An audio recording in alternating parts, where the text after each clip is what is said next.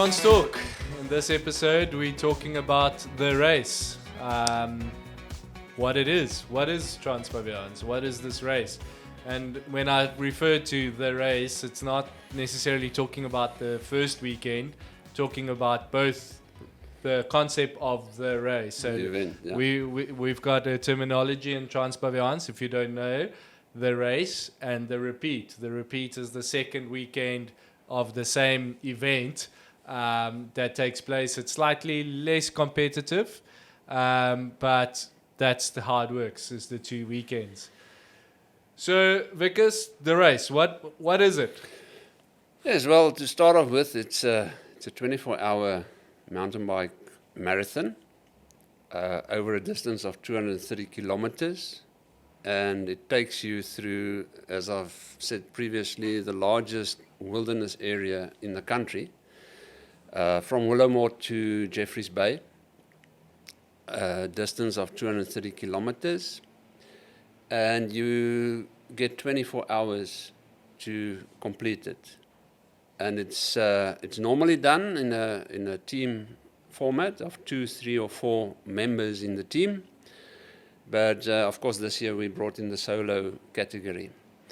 So, and also the route is not marked; it's unmarked. So there is a certain proportion of navigation that you need to do, specifically not to miss the checkpoints. And so, yeah, and that's in short the concept. Oh yeah, and there's of course 6 manned checkpoints on the route and 1 unmanned, where you need your to. favorite, the unmanned. Yeah, it's my checkpoint, where you need to check in and out to complete the race. So, and that's in short the concept of the event. Yeah, and maybe let's unpack some of those elements. So 230 Ks, it says it everywhere. Everybody knows when you enter trance, that's what you sign up for. It's also 2,800 meters of ascent, which is it's a proper climbing over that distance. It doesn't sound like much, but also take into account that most of the climbing is at the back end of the race. You will ride at night. We start. It's a weird time to start. We start at 10 o'clock in the morning, except for the last couple of years after COVID, which forced us to think a bit out of the box, and we decided to start earlier, 5 o'clock in the morning, with a rolling start, because we weren't allowed to have a bunch start of more than 300 people at a time. So I think there was, 2 years that we did the rolling start? Yeah, and also the 5 a.m. was initially also was about the curfew. Yeah, that as well. So, but now we're back at the 10 o'clock start as a bunch. Yeah, and maybe let's just talk about that start as well. So the very last year we did do the 5 a.m. start, we had horrific weather. And it also proved to us that you don't mess with the winning recipe. And it's one of your philosophies in event organizing, is that if the recipe works, we don't change it. Yeah. And before that, so if we say there was 2 years of early start, the previous 16 or 17 years have always been a 10 o'clock start. And it's proven last year we were back at 10 o'clock, and it's proven to be the way the race works. Yes. And it's also, it gives, the fast guys are getting to the point where they almost don't need lights, like they almost finish in that last dusk or dawn time of the day. But the concept's also that everybody rides at night. Yes, that was the whole idea with 10 o'clock start, is that everybody gets the opportunity to ride at night.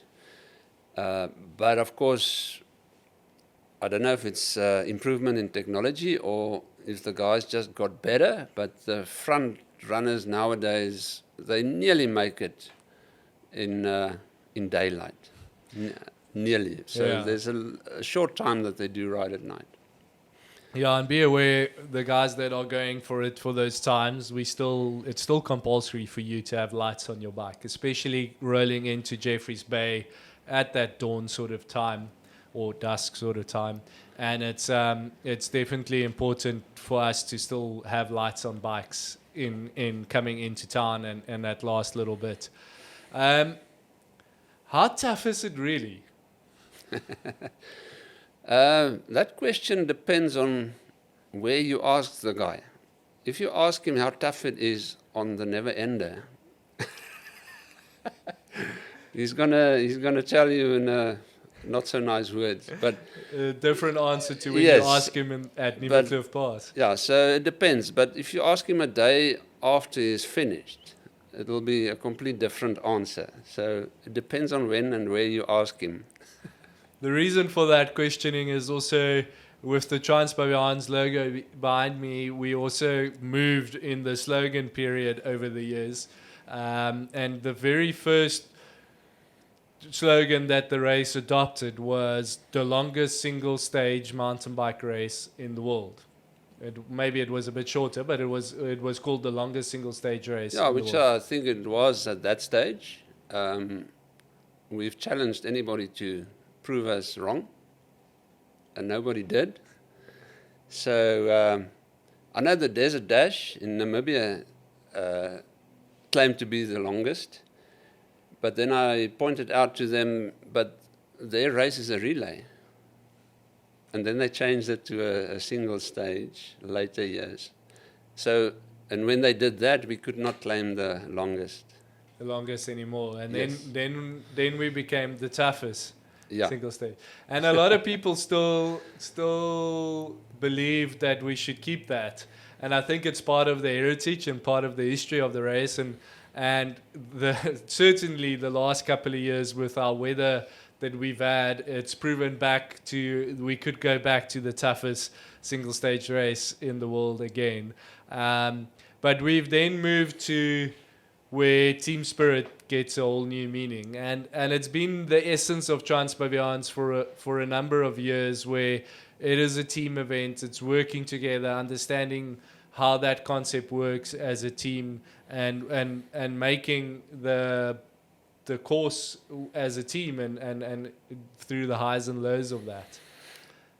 Yes, yeah. I think this event also proved that it can strengthen friendships or it can break it.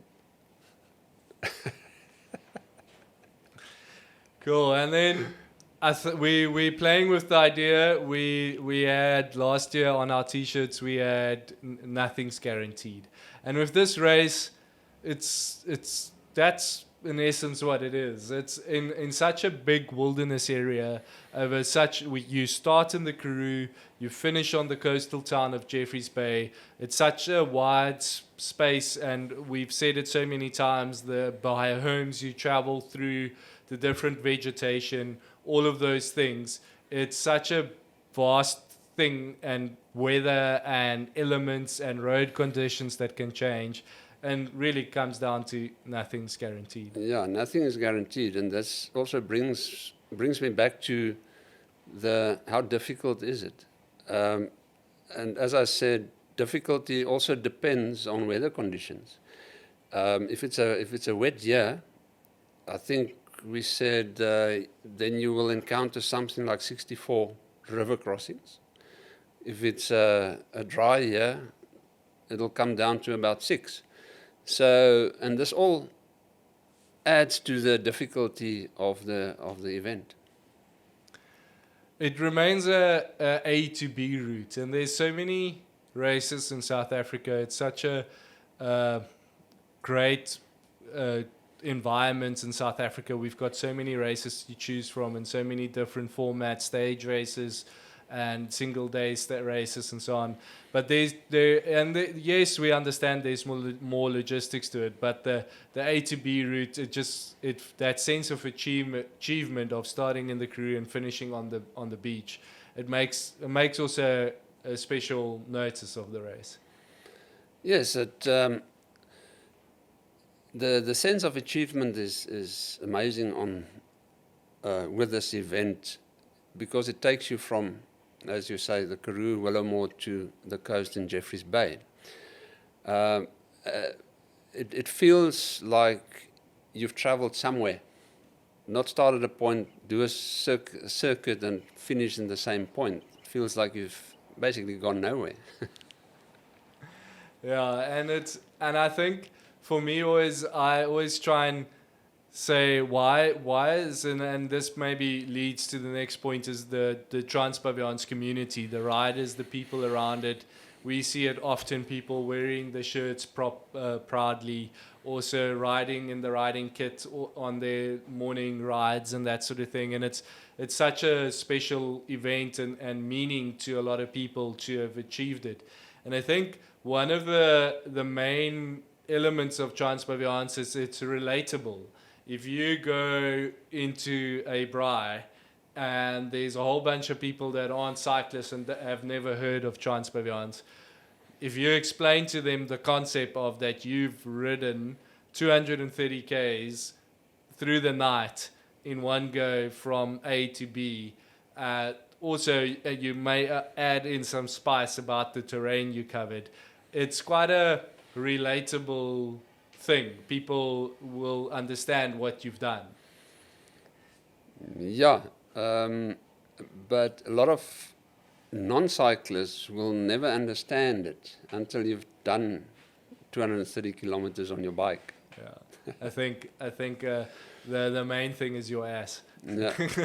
Is to get that ready to cover that distance. I think, yeah, other elements of the race is the support driver. That's part of the race that he or she forms part of the team, needs to support you at the last two checkpoints and at the finish, and needs to check in and got their own little things that they have to do as well. They're very much part of the race.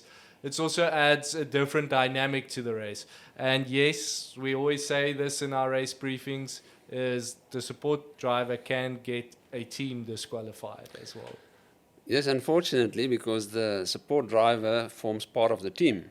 And if he does not adhere to his set of rules, then the team is disqualified. So support vehicle drivers must be very careful. And that's also why we say that checkpoint 5, where the support vehicle drivers meet their team for the first time after the start in Willowmore, is actually the false finish, because the vibe and atmosphere at that checkpoint is just amazing, with all the supporters waiting for their riders to arrive. It's a complete different setup and atmosphere than any other checkpoint.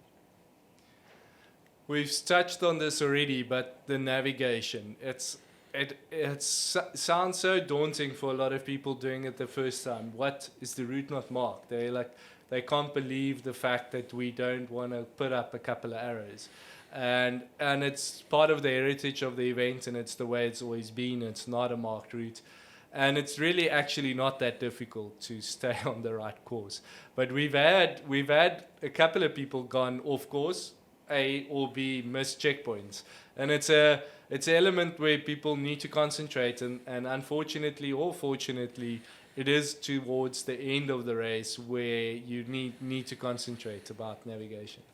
Yes, that's normally when fatigue sets in. You don't concentrate and focus that well anymore. And if you look at the map and the route description carefully, there's actually only about 3 crucial points where you can go wrong. The rest is straightforward. So if you only focus on those crucial points, you can't make a mistake.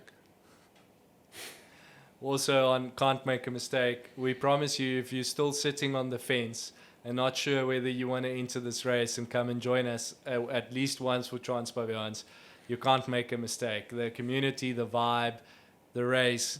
We sitting here as the people that organize it, and it might sound biased, but I've done 3, you've done 1 as part of the race, and obviously in the prior. But it's it's such a special ride to do in the Baviaanskloof and this whole concept of this race.